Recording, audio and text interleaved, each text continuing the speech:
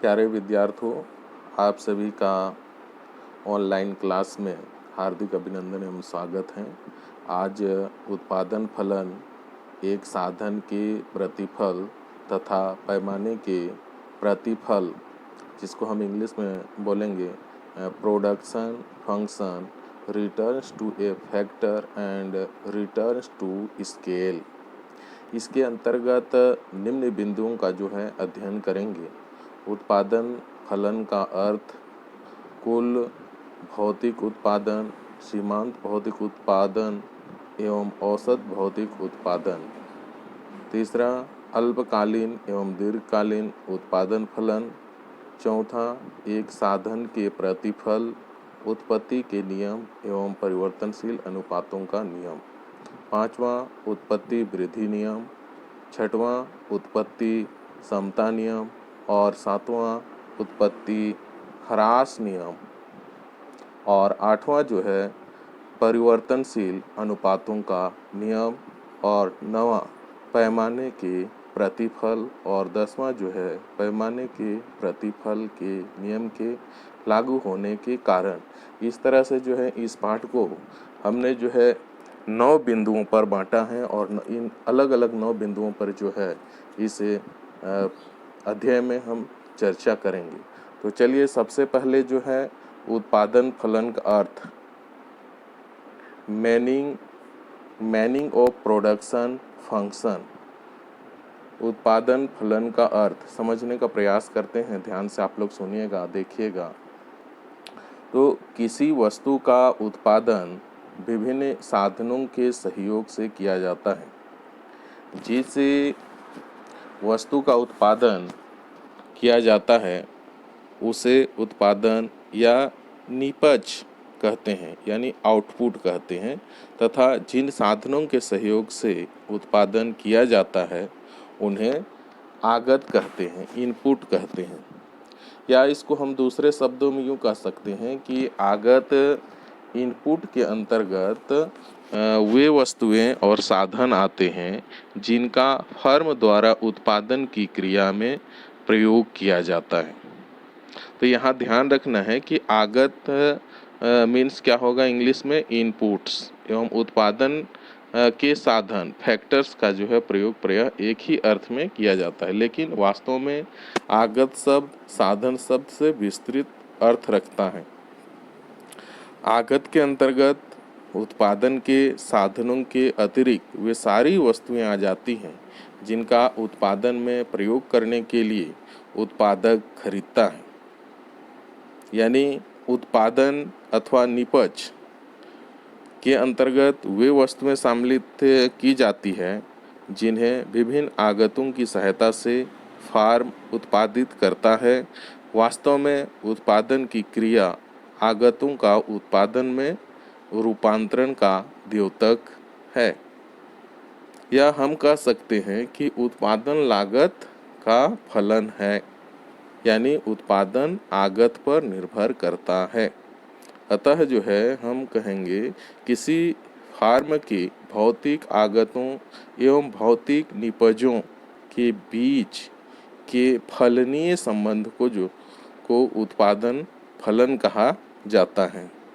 तो उत्पादन फलन का समीकरण के रूप में निम्न प्रकार से लिखा जा सकता है, P = F ABCD-N तक। यहाँ जो है P उत्पादन की मात्रा को प्रदर्शित करता है तथा ABCD इत्यादि जो है प्रति समय इकाई में कैपिटल ABCD इत्यादि साधनों की मात्रा यानी आगत को व्यक्त करते हैं। तो समीकरण से स्पष्ट है कि उत्पादन की मात्रा P ABCD इत्यादि पर, यानी कैपिटल ABCD इत्यादि साधनों की मात्रा पर निर्भर करती है।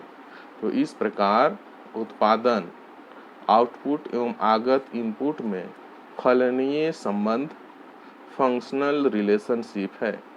यदि a b c d इत्यादि आगतों में परिवर्तन किया जाए तो उत्पादन आउटपुट में अवश्य ही परिवर्तन होगा।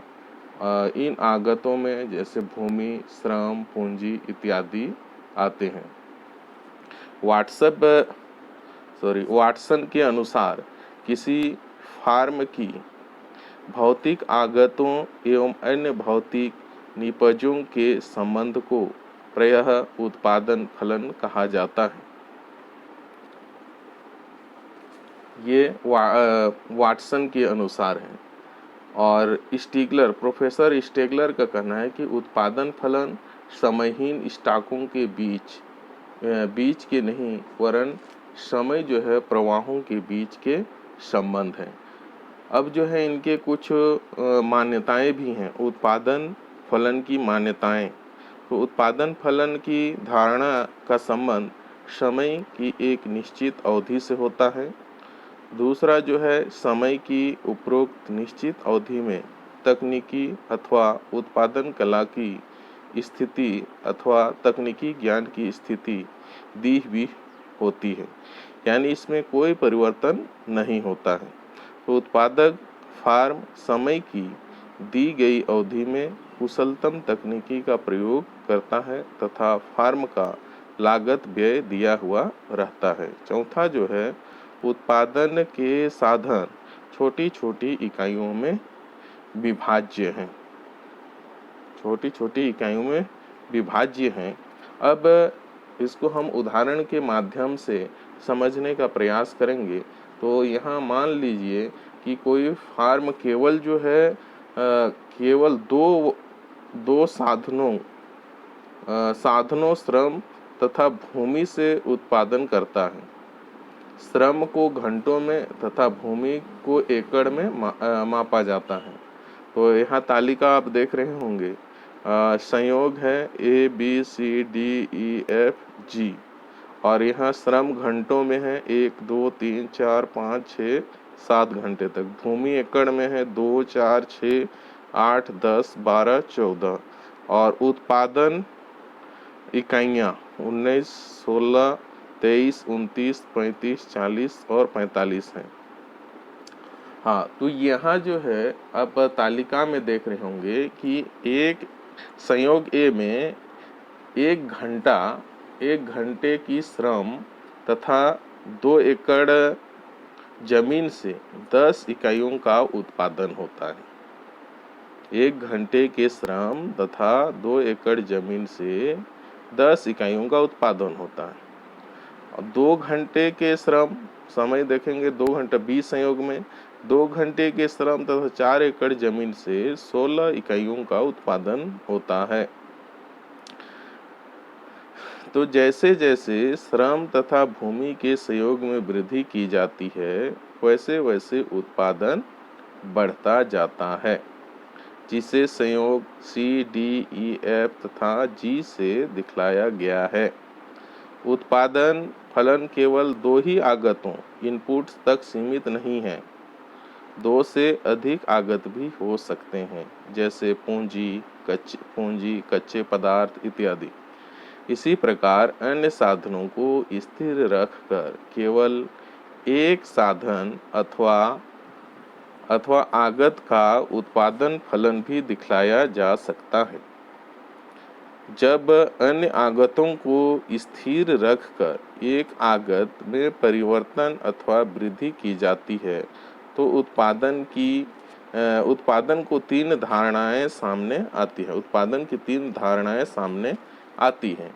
तो ये है पहला जो है कुल उत्पादन अथवा कुल भौतिक उत्पादन। दूसरा जो है सीमांत उत्पादन अथवा सीमांत भौतिक उत्पादन। और तीसरा जो है औसत उत्पादन अथवा औसत भौतिक उत्पादन। तो जब एक आगत में परिवर्तन किया जाता है तो उसे परिवर्तनशील आगत कहा जाता है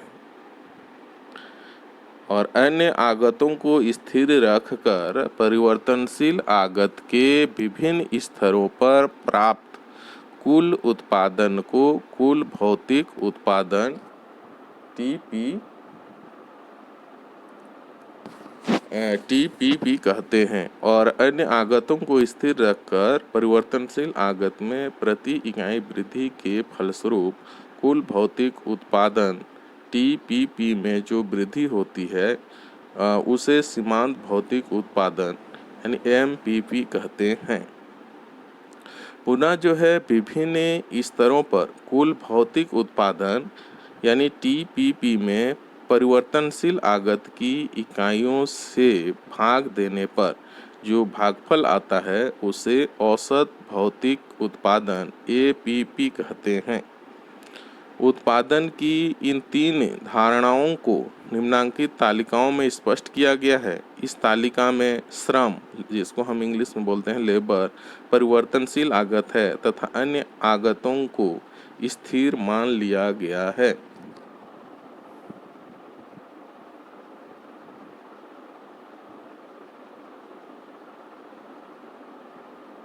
हाँ, तो यहाँ आप तालिका देख रहे होंगे। श्रम की इकाइयाँ जो है 0, 1, 2, 3, 4, 5, 6, 7, 8, 9 तक हैं और कुल भौतिक उत्पादन जो है 0, 20, 42, 63, 83, 100, 115, 115, 110 और 100 है। तो इसको हम दाएं से बाएं देखेंगे। सीमांत भौतिक उत्पादन, तो सीमांत भौतिक उत्पादन में जो कुल भौतिक उत्पादन है उसमें से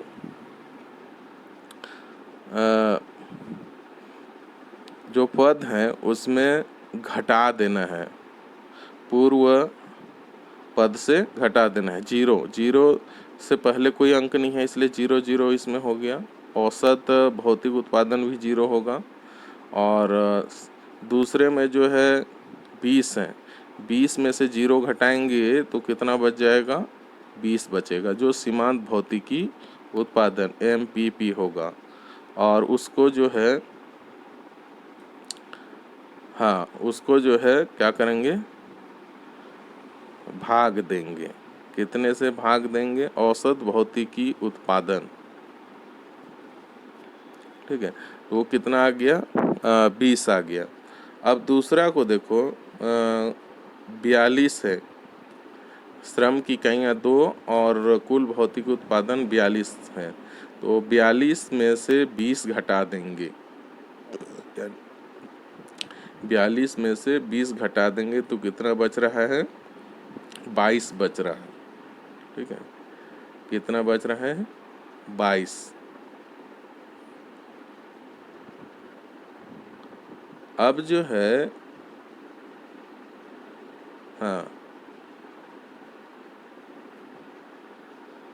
22 को क्या करेंगे? 22 को जो है भाग देंगे। औसत कैसे ज्ञात होता है कि विभिन्न स्तरों पर कुल भौतिक उत्पादन में से परिवर्तनशील आगत की इकाइयों से भाग देने पर जो भागफल आता है उसे औसत भौतिक उत्पादन कहते हैं। तो यहाँ जो है देखिए, 2 है, 2 में से 1 घटा देंगे तो कितना बचेगा? 1 बचेगा। तो सॉरी, यहाँ जो है 22 होना चाहिए, थोड़ा सा प्रिंट मिस्टेक हो गया है। और आगे 63 है, 63 में से 42 घटाएंगे, कितना बचेगा? 21। तो औसत भौतिक उत्पादन कितना हो गया? 21 हो गया। 4 83, 83 में से 63 घटाएंगे 20 और औसत भौतिकी उत्पादन कितना? 20.75। इसी तरह जो है आगे सीमांत भौतिक उत्पादन जो है 17 है और औसत भौतिक उत्पादन 20 है। इसी तरह से श्रमिकों की इकाइयाँ 6 हैं, तो कुल भौतिक उत्पादन जो है 115 है और सीमांत भौतिक उत्पादन 15 हो गया और औसत भौतिक उत्पादन 19.16। उसी तरह से 7वां है, 7 श्रमिक हैं, तो कुल भौतिक उत्पादन 115, सीमांत भौतिक उत्पादन 0 और औसत भौतिक उत्पादन 19.16। 8 जो है 110 और सीमांत भौतिक उत्पादन -5 और औसत भौतिक उत्पादन जो है 13.75। और 9 श्रम की इकाइयाँ 9, तो कुल भौतिक उत्पादन 100 और सीमांत भौतिक उत्पादन -10, तो औसत भौतिक उत्पादन 11.11। तो यहाँ तालिका से स्पष्ट है कि परिवर्तनशील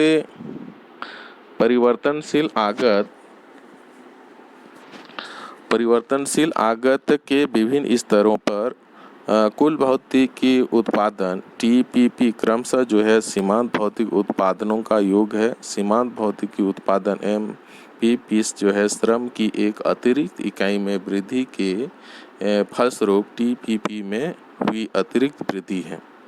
तो यहाँ उदाहरण के लिए श्रम की पहली इकाई से टीपीपी 20 है, लेकिन जब श्रम की एक और अतिरिक्त इकाई लगाई जाती है तो दूसरी इकाई से टीपीपी बढ़कर 42 हो जाती है। अतः एमपीपी जो है 42 कोष्टक में जो है 22 गुणित कोष्टक में 42 ऋण 20 होगी। पुनः जो है टीपीपी में परिवर्तनशील आगत श्रम की इकाइयों में भाग देने से जो भागफल आया है वह औसत भौतिक उत्पादन एपीपी है। तो ऊपर की तालिका में से पता चलता है कि प्रारंभ में जो है टीपीपी में वृद्धि होती है तथा एमपीपी और एपीपी में भी वृद्धि होती है।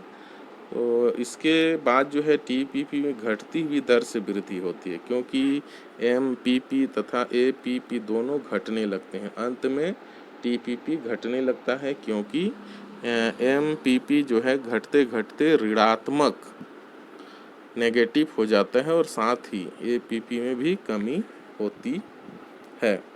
तो तालिका के आधार पर हम रेखाचित्र प्रदर्शित करेंगे। टीपीपी और एमपीपी तथा एपी की रेखाओं को भी दिखलाया जा सके। तो चित्र में जो है कुल भौतिक उत्पादन की रेखा चित्र दिखाया गया है। टीपीपी कर्व पहला चित्र में आप देख रहे होंगे और दूसरा चित्र में जो है